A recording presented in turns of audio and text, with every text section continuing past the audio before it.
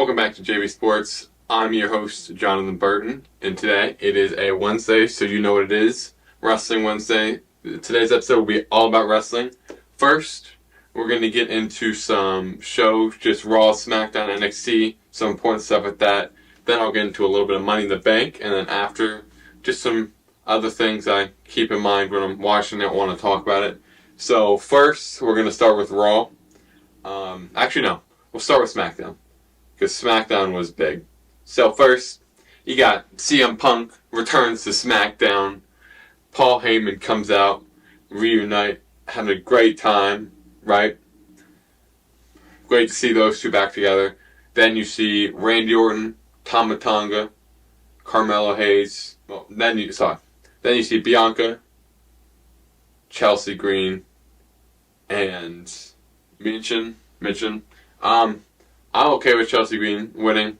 I actually like Chelsea Green a lot, which I think a lot of people do. It's just they don't like saying it. I think it's funny. I don't think she'll win Money in the Bank, but it would be funny if she did. It kind of build her up, push her a little bit. Then Carmelo Hayes, Randy Orton, Tama Tonga. Carmelo Hayes comes out with the victory. I like it a lot. With Carmelo, I think a lot of NXT stars, when they get to the main roster, they kind of falter a little bit. They don't have the same stardom. They don't have the same push. I think Money in the Bank, that could be the moment that pushes him, gets him into more stardom on the main roster, gives him his moment. Because I think a lot of wrestlers, to become stars, they need a moment that makes them. Money in the Bank could very well give him that moment.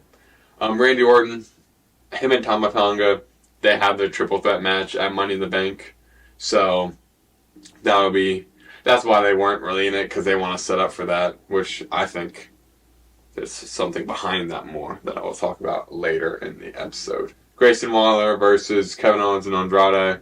Like I said, Kevin Owens, he's going to be a part of that triple threat match at Money in the Bank, so he's okay to not win that. Grayson Waller, there's more of a story between him and Austin Theory going on. And then Andrade, I love Andrade. I'm actually very happy he won, because Andrade can be very good. He's not that. He needs a moment, like with Carmelo Hayes. He needs that moment to make him a bigger star. So I think Andrade winning that, bringing the Money in the Bank, could give him his moment. The Speed Championship, I don't really care too much about that. I think the only reason he won it was just, I guess, give him gold, and so you could write Ricochet off, because Ricochet might possibly be leaving WWE. I think he is. So Cody Rhodes versus Solo Sikoa. You know that match was not going to finish. Solo, he's kind of getting a mini push, I guess. He's not losing. Cody Rhodes, you're not having Solo Sikoa pin undisputed champion. So Cody wasn't getting pinned. DQ. So they're fighting for a while. Finally, DQ happens. They start attacking Cody. Here, Randy Orton, Kevin Owens, they come running down. 3-on-3 right now. Sets it up. They take everyone else out. Solo's in the ring. Starts backing up. Does the heel thing. He's like, please don't attack me. Then he gets a smile. The camera turns. It's Jacob Fatu. Super kicks all three. I think it was Kevin Owens tries to headbutt him. You never headbutt a Samoan. Jacob Fatu just eats it.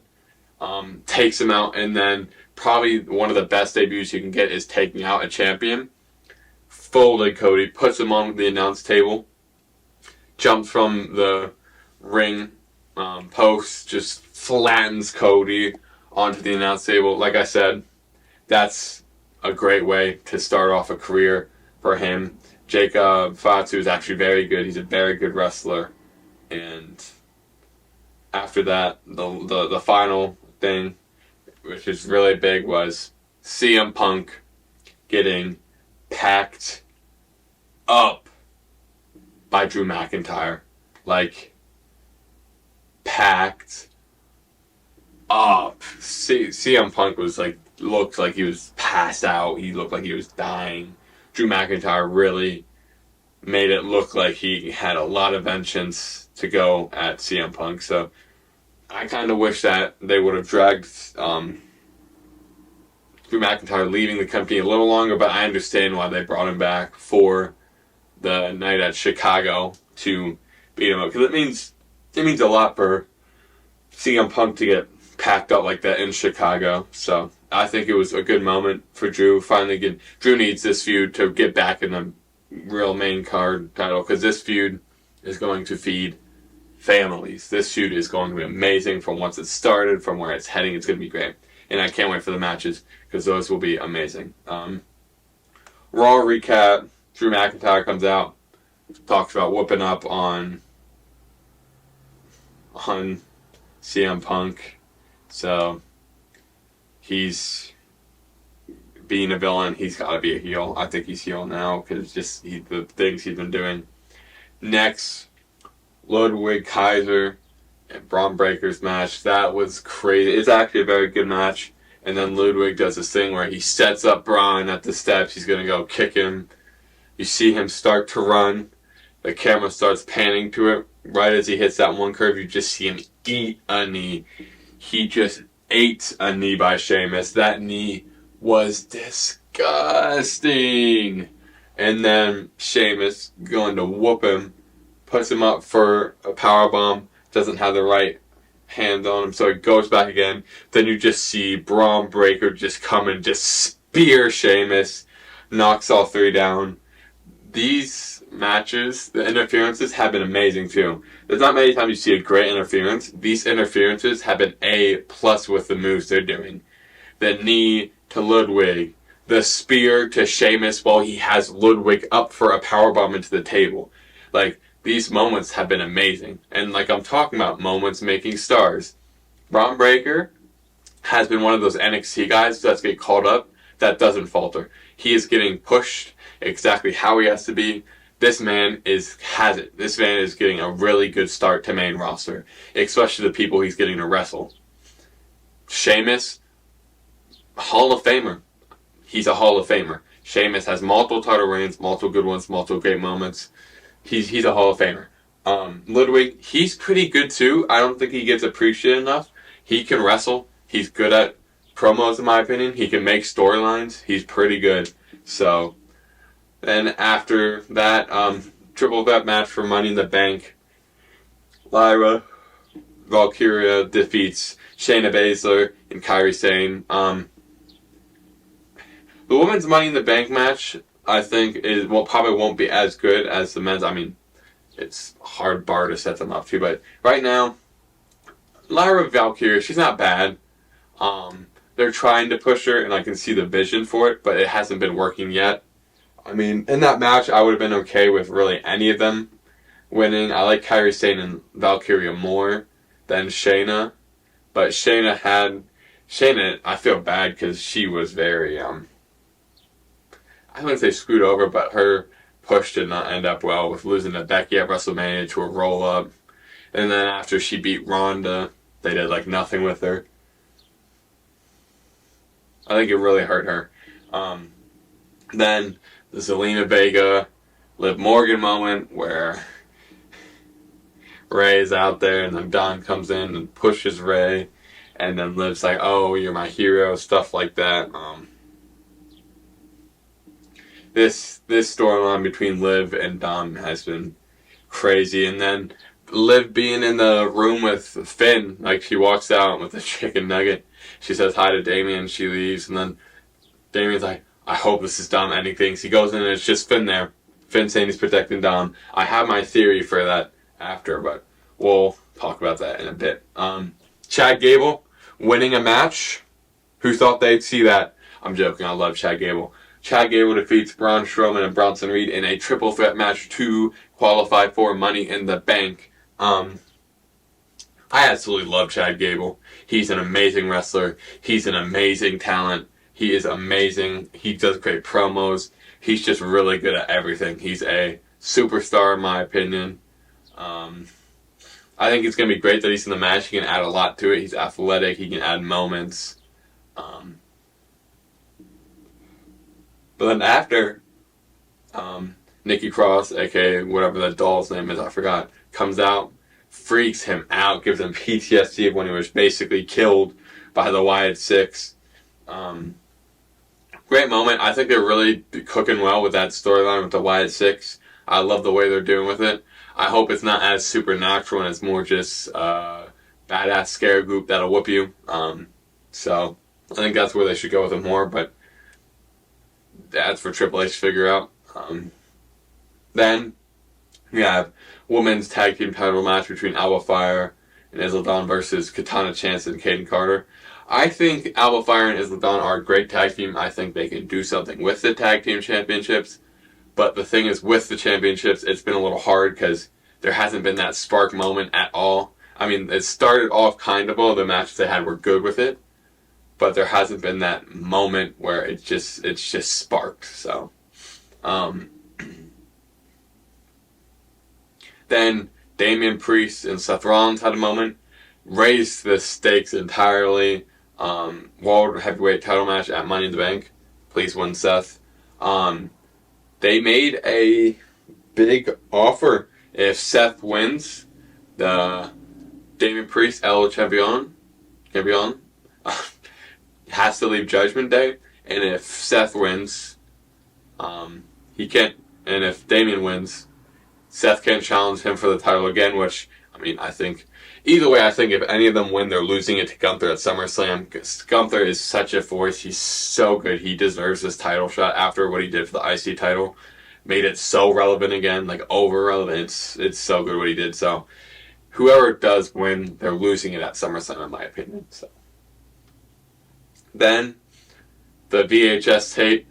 Bo Dallas opened up to Uncle Howdy about Bray. I think that segment was amazing. Like I said, I love what they're doing with the story. They're getting a little emotional in it, which when they first debuted the Wyatt Six, I teared up a little bit just because I love Bray Wyatt. So this is really bringing people back, which is amazing. And it was overall a great segment. They're doing this amazing. The VHS tape thing was cool. I like the jokes they were making about it. It was really good. Talking about Bray and how it ruined him. It ruined his morale because he loved his brother. Rest in peace, Bray Wyatt. It was a great segment. They're doing really good with it. Then Karrion Kross defeats Kofi Kingston. Karrion Kross is one of those NXT guys that got caught up. We all know how that went. He wore that mask thing. He got beat by Jeff Hardy in 30 seconds. So he got squashed. Left the company, came back. He had a good start, I think, when he first came back. He took out Drew McIntyre at first and then squared up with Roman. Karrion Kross was never the guy to beat Roman Reigns. I know that he never would have, but he had a good start and then it faltered. He started losing a lot and he's starting to get it back a little bit with this new faction. I like Karrion Kross a lot. I'd love for him to go back to those days where he just dominated people. So either if he has to shave his head to go back to those days, do it. But I really like what they're doing with the New Day. Kind of splitting Kofi and Xavier apart. I mean, with the New Day, I think it's been a little hard for them since Big E got injured and he hasn't been able to wrestle because they really are they're a three-way package. They're when the three of them are together, they're the best. Kofi and Xavier aren't bad. They make entertaining segments, but I think they're better with the titles, and without them, they're kind of they can do stuff, but it's not as good. So I think maybe they split them up. Maybe Xavier has a singles run. Maybe Kofi has a singles run. Maybe something with that. But honestly, I love what they did with beating up Xavier in the back and then Kofi losing because of that. Then, something I did not like, Finn Balor and JD McDonough defeat Awesome Truth to capture the World Tag Team titles. It was funny how it happened. R-Truth thought Liv Morgan was Carmella, so he let them have a title shot. And then they lost because Truth hugged Liv Morgan thinking she was Carmella. I really liked Awesome Truth. I mean, I was there when they won the titles, so I love them. I love Miz. I love Truth. They're great.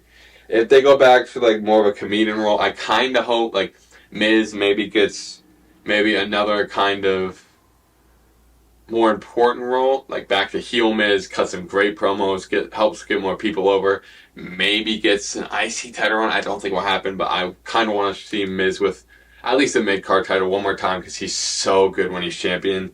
His mic skills, one of probably like, I think you could say Miz is top 10 on the mic of all time. Miz is so good. His heel promos are so good. That one promo when he had the IC title on Talking Smack with Daniel Bryan, one of my favorite segments of all time. He gets really emotional. He gets in front of the camera. I think you can say that's an amazing segment. A legendary one, at fact. So, I love Miz. I love R-Truth. I get why the Judgment Day kind of gets these titles because it enhances the storyline with Liv Morgan and with Finn, those two. It's important, but I would love to see Awesome Truth have the title for longer, but every good thing comes to an end. I wish it was more than just that, but everything happens for a reason. We gotta let Triple H cook, because he's been cooking the last 2 years. NXT, it wasn't bad. Some good moments, some okay moments. Most important thing is Shawn Spears pinning Trick Williams. Non-title match, of course. But now, at Heatwave, there's going to be a 4-way between Trick Williams, Shawn Spears, Javon Evans, and Ethan Page. That is going to be an amazing match, in my opinion. I love Ethan Page. I love Trick Williams. The other two, I haven't watched much. Evans, amazing in-ring work. He is so good at wrestling. He's high flyer, pretty good on the mic. Shawn Spears, he's that veteran. He's that grizzly veteran you like. He does great in-ring. He's pretty good on the mic. So that fatal 4-way is going to be amazing. So after that, we have Money in the Bank. Not many matches have been figured out so far, but the ones I know of. World Heavyweight Championship, Damian Priest versus Seth Rollins. I've talked about this more. I think personally, Seth Rollins should beat Damian Priest, because I think Gunther beating Seth Rollins at SummerSlam would mean more for Gunther's career if Gunther beat Seth for the title after beating Damian Priest, because Damian Priest, he's had good matches, but most of his matches and his wins have come down to interferences, while Seth, most of his matches, he just won like the Shinsuke matches, the Finn matches. He beat Drew McIntyre, I think, once or twice. He's had better matches than Damian, in my opinion. Damian's not a bad champion. Like, he's had good matches. I'm not saying he's terrible. He's had good segments. I just think Seth is the one to make it mean more for a win than Gunther. Men's Money in the Bank ladder match. So far, the people I know that are in it is Jey Uso, Carmelo Hayes, Andrade, and Chad Gable. Out of those 4 so far, I think the people who have the best chance of winning it is Jey Uso and Chad Gable. Chad Gable and Jey Uso are so over with the fans.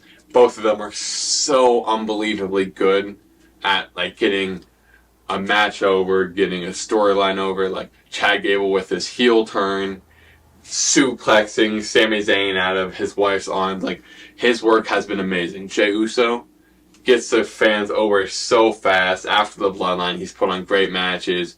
He's done great things. He got the whole chant, everything. Like, if you saw the one at Hershey, like, everything went dark. You see all the fireflies. People were going crazy for him. So, those two I see. And Jey Uso is literally, like, the poster for Money in the Bank. Like, you can't give more of a chance than that. He's the poster child for Money in the Bank, I believe, with the Yeet case. So I'd say he has probably the best chance. Chad Gable, I'd love to see him win. Chad Gable is so good. And then there's another thing I have for him after, which I'll talk about. Next, Women's Money in the Bank. That one, it's got Valkyria now. I don't know who has the best chance of winning that, because personally, I would love to see Chelsea Green win for some reason. I think it would just be so funny. Maybe get her title, get her over, because a lot of people like her. Maybe get her to start winning matches because she won that match. Give her some more wins. And they don't have to be like great wins, like she's dominating, but like Weasel wins, like give her to be a Weasel champ. She wrestles well, I think. I think people underestimate her a little bit because the character she has, but I think it would just be funny. Or at least get her close to winning and then she gets pushed off or someone like complains to Adam Pearce or whoever. You have the triple threat match for it with the Bloodline versus the trio of Kevin RKO and Cody Rhodes. I think personally, what's going to happen is it's going to be a good match, in my opinion. You have RKO and Cody Rhodes and the Bloodline fight for a while. They finally get a really good ending. Cody Rhodes pins him. Once they're celebrating, you see Randy Orton look at him a little bit throughout the whole thing. You're like, oh, what's Randy going to do? And then Cody Rhodes gets off the turnbuckle after celebrating, and you just see him absolutely eat an RKO. Because that would set it up perfectly for SummerSlam, for a match between those two. And that's a match I think everybody's been waiting for, everyone will love since Legacy. Because they had that triple threat match at WrestleMania between him, Ted DiBiase, and Cody Rhodes. And I think it would be such a good legacy match for Cody. It will enhance his title run. I think it will just be a good match altogether. So I think that's an important match to happen at SummerSlam. And then maybe I think LA Knight and Logan Paul might be there. If that happens, personally, I think it's a disqualification. I think they catch Logan Paul with the brass knuckles. He gets disqualified. So he doesn't lose the title, but he loses to LA Knight. And LA Knight's at the next show, he's like, listen, you cheated. I want a fair match at SummerSlam. Or they make it a no disqualifications in Ohio, which I know you'd think Logan Paul would win there. But it ends up being LA Knight because Logan Paul goes in and he's like, oh, it's Ohio. I have no chance of losing. He gets really cocky, and then LA Knight just catches him, wins the title, which I think LA Knight deserves that title because he wasn't the one to dethrone Roman. You need the perfect person. The perfect person was Cody Rhodes. Finish his story. Amazing storyline to it. Perfect person to win it. LA Knight, amazing wrestler. Very good on the mic. He's very good. I think he needs a mid-card title to use before he goes for a higher title. Which the thing is, the one problem WWE has in booking wise, they have so many people who could have a title and so many good people who have an argument to have the title, but there's just so many people, so it's gonna. I feel like one title might become the one that flips a lot, but I don't think for a while it's going to be that, because Cody's going to have a lengthy title reign. I think Gunther will win on SummerSlam and have a lengthy title reign, so we'll see. But Gunther as champ would be so good. So after that, just getting to some of the theories I have. One theory is after Chad Gable runs after that, he goes up to Alpha Academy. I guess they split. I guess they would be Alpha Academy. He would just be by himself now. But he apologizes, and then they have their thing. Otis doesn't really accept it too much. He accepts it, but he doesn't. And then Maxine Dupree talks to him. She says, "Thank you for apologizing. It means a lot." But Otis has more time to think. He gets all upset, and then you see the Creed brothers and Ivy now walk up to him and say, "Are you okay?" And he's like, "No, I just lost my family." This faction between Chad Gable and the Creed brothers and Ivy Nile would be so good.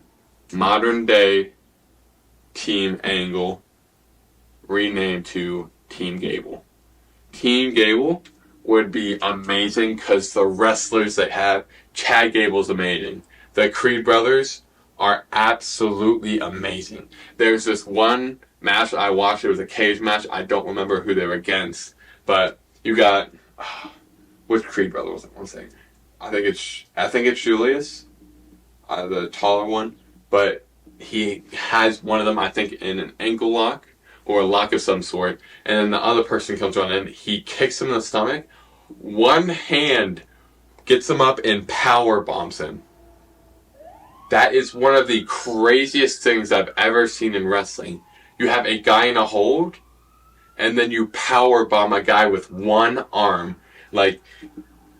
The wrestling trio the Creed brothers and Chad Gable would be crazy. And then you have Ivy Nile, who is a very good wrestler in her own right in the women's division. That faction would be crazy. You got Chad Gable as the leader. You got Chad Gable as the modern day Kurt Angle in that group. And then you have the Creed brothers as the modern day Shelton Benjamin and Charlie Haas for that group. And then you add in Ivy now because she's a part of the Creed brothers and their little faction. Diamond Mine, I think it is. But you have those, you add them together, make Team Gable. Oh my gosh, that would be so unbelievably good, in my opinion. I think that would be amazing. You have maybe Chad get a mid-card title, maybe even higher, because honestly, I love Chad Gable so much. I love what he does so much. I think he could be modern day Kurt Angle heel champion. That would be great. You have those two as the tag team, and then I don't know for Ivy Nile. I don't know if she gets a championship like that. Maybe they introduce a mid-card title for the women's eventually. Maybe she gets that. But that, oh my gosh, I love that faction so much. I don't even understand no one understands how excited I am for this faction to maybe become a thing after them with Chad Gable. Because that would be just so good. Then after that, I was thinking of... What was I thinking? Had to do something with the women's ladder match. Oh, I was going back to Chelsea Green. I just think it would be perfect for her to be a Weasel champ. You know, she just gets Weasel victories. You know, she doesn't have to be a dominant champ. She's a little Weasel who cashes in to win many things. It would be like Carmella winning. Chelsea Green would be like Carmella winning the title by Money in the Bank back then. She would be great in that position. I think everybody likes Chelsea Green. I don't think people hate her. I think people get annoyed, but she does good. She makes people annoy her. That's what she's supposed to do as a Weasel. She wins Weasel champ. When she gets put into matches she doesn't like, she'll complain, but she still gets in there. And then she's the champ where someone distracts the person, she gets a roll-up, she gets a cheesy victory, walks away. It's a good match.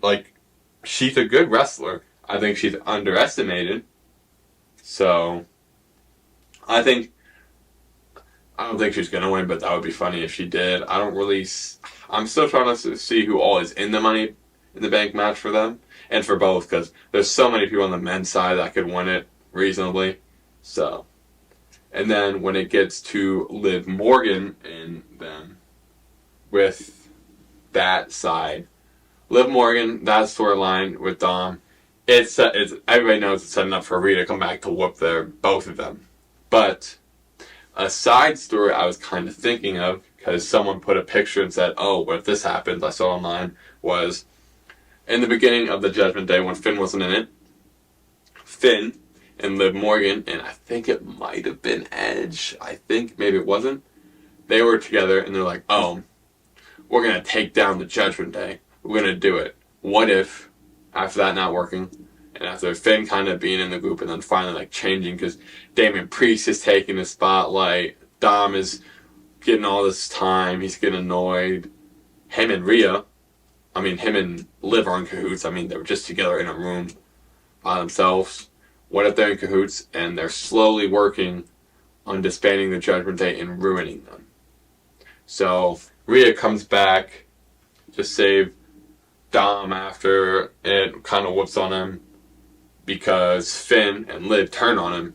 And that sets up a mixed tag team match with Liv and Finn and Rhea and Dom, something like that. It could happen. I don't think it's probably going to happen, but I just think that would be cool if Finn and Liv have been working this whole time to disband them. I think that would be really cool. And then I want to talk a little bit about A-Town Down Under. With that, I think they're going to break up soon because they really haven't done too much. But with Austin Theory, I think he's going to be the one to break. No, I think what's going to happen is Grayson Waller attacked Austin Theory at some point, prompting a breakup of their titles after they lose. And Austin Theory will probably become the face because Grayson Waller is just... He's that heel. He's that oh, I'm all this, I'm all that, I'm perfect, you're not. So he's that type of heel. But with Austin Theory, the one problem I have with that is Austin Theory got buried pretty hard after Vince left. Like, he had the Money in the Bank, which I don't think he should have had it that year. Personally, he had that, and that didn't go well. He tried to cash in on a mid-card title with Seth Rollins, and then he got packed up by Seth Rollins and didn't win. So that was bad. When literally a week or two after Vince was left, Roman Reigns destroyed him. He said to Austin Theory that your daddy's not here to protect you anymore. That hurt Austin Theory so much. And then the match against John Cena didn't even help him because he tapped out and then beat John Cena. So everyone was like, well, he didn't really win. So, like, none of this has helped Austin Theory too much. He's been getting buried. I think recently he's starting to get it back up a little bit. But, like, Austin Theory is a little bit of a, I think, struggle point. Because I want to see how he does as a face. But I don't know how he will do yet. Because he got buried as a heel. I want to see if he's a natural. He's good at a heel. He did okay sometimes. But no one liked him. Not many people liked him. He got buried by Roman Reigns. He didn't get buried by John Cena, but it didn't help him. And then Seth kind of buried him. And then the whole Vince stuff happened, so that hurt him. So we'll see what he can do as a face. But I think it's going to be a struggle for him. But he's not bad. Like, he's good at wrestling. He's good at other things. Like, he's not a bad wrestler. I mean, he's had some bad points, like when the drop kick made him win against, I think, what was his name? I forgot, but he beat someone with a drop kick, which was kind of bad, but he has the potential to be good. He has the potential to build up that steam again, but we just have to see if it happens, because it's a struggle bus for him right now. Especially if Grayson Waller attacks him, because a lot of people like Grayson Waller. I love Grayson Waller. I'm okay with Austin Theory, but we'll see what happens there. Then I want to go into Bianca Belair losing the Money in the Bank chance. With that, the reason I think she didn't win is they're going to wait for Bianca to win the title till Jade's a little more ready, because Jade's good. She's good on the mic. She's okay at the mic. I just think that Clash of the Class will kind of set her back a little bit, because it's not just her. Clash of the Class, the ropes messed up a lot of people. It was really, really sloppy. Like, the jump she had off the rope, she just completely slipped. I mean, she had some good moments when she was slipping and still hit the power bomb. Like, she does good. She's a little sloppy still, but once she gets into that groove, which I know she can be really good. She can be great. I think she'll just be still developing a little bit, and then they're going to have that feud between her and Bianca Belair. That's going to be amazing. I think that's a feud you set up for. That's when Bianca wins that title. Jade Cargill is still on her side at that point, but gets jealous. You start to see that, and then Jade just snaps, goes to WrestleMania. Jade Cargill wins and eventually becomes champ, but that would be someone cashing in on Bayley, then Bianca beating her, or someone just waits to cash in for a while, and then they would cash in on Jade. We'll figure it out, because that's definitely down the road a lot. But Jade Cargill is definitely a future champ. So, women's wise, the champions, Liv Morgan, she's, with her, I always found it that the storyline leading up to it is good. She's a good title winner. She's not the best title holder. I've always thought, like, the win for this title, the Liv Morgan Revenge Tour, winning it, that was cool. With the title, she's having a good storyline, but she's not really, hasn't been in too many matches that are amazing. With the other title she won, when she pinned Ronda, good. She won Money in the Bank. Everyone loved that. She cashed in. Everyone loved that. And then the title run was like mid, in my opinion. So she's an amazing title winner, but she did not an amazing title holder. So, with that, I think we're going to end it here for this episode. This has been a Wrestling Wednesday on JV Sports with your host, Jonathan Burton. Thank you for watching and have a great day. Goodbye.